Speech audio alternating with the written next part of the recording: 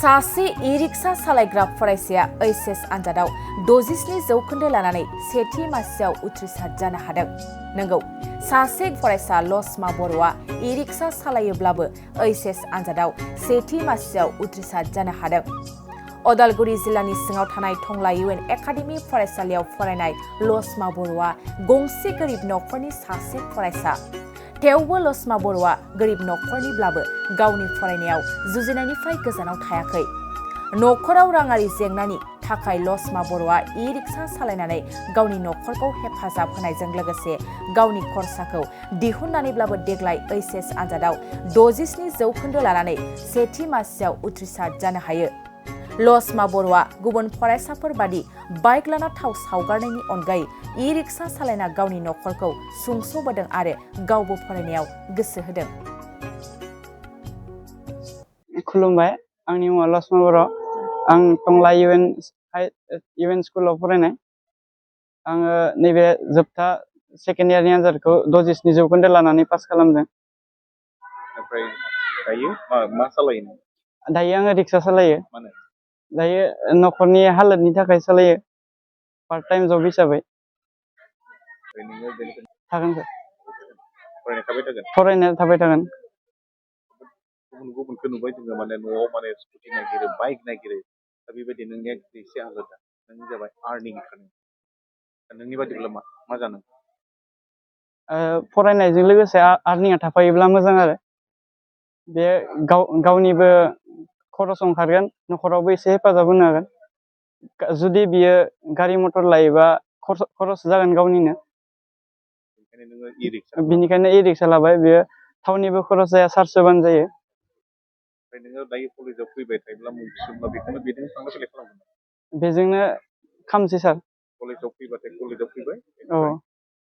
Free टाइमखौ भाराफोर औ।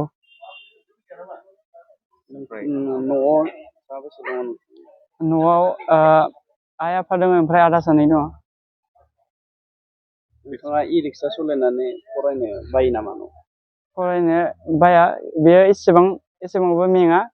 बेयाव एसेबां बांद्रायबो सालाया, गोजान सालाया, खम दसे सालायो नालाय बांद्राय मेङा। एसेबां प्रब्लेम मोना स्टाडि खालामनायाव। माने ई-रिक्शाखौ सालायबाय, सानसेयाव बेसेबांसो खमायनो हायो? सानसेयाव मालाबा 700 800, मालाबा 400 500 बिदिनो थायो आरो। दिनै रिजाल्ट लानो फैबाय, नोंजों फैफादोंमोन ना सोरबाफोर? लोगोफोर फैफादों। माने मानो फैदों बिथांमोना? रिजाल्ट लानो थाखाय फैदों। बिथांमोननिया माबायदि? बिथांमोननियाबो फार्स्ट डिभिजनानो। थांनायावबो नोंजों आंजों थांफागोन। औ। बबे कलेजाव एडमिसन खालामनो होनना सानदों? आं टंला इउएनआव, टंला कलेजाव पलिटिकेल साइन्सआव लागोन। फरायनानै नोंथाङा इयुनाव मा जानो सानो? फरायनानै आं पलिटिकेल फरायनानै एडभान्स लानो सानदों आरो आङो डिफेन्स लाइनाव थांनो सानदों।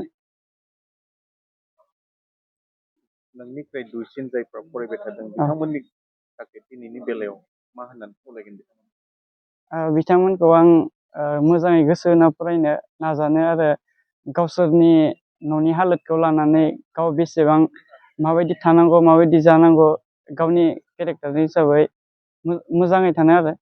ओमफ्राय गारि बाइकफोरखौ गियालासिनो मोजाङै फरायनो, साइकेलजोंबाबो बेफोर गारि मटरा साननैसोल'सो, उनाव खस्थ' खालामनानै गावनो आरजिनानै लानो हायो।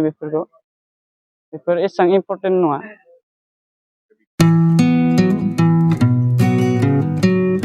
गोजोनथाव खौरां! नोंथांमोननि थाखाय मोनसे गोजोनथाव खौरां लानानै फैदों।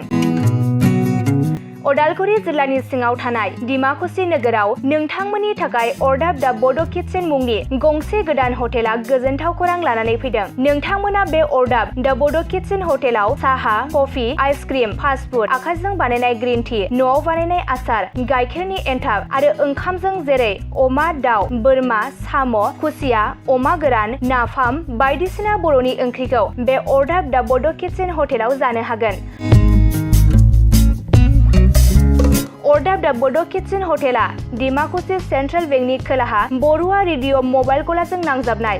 सोरबाफोर अरदाब दा बड' किटचेन हटेलाव बायदिसिना जामुं आदार जानो थाखाय सिगांग्रो अर्डार हरनोब्ला नैबे 8135967290 जानबुं नाम्बाराव कल खालामनानै बुकिं खालामहरनो हागोन।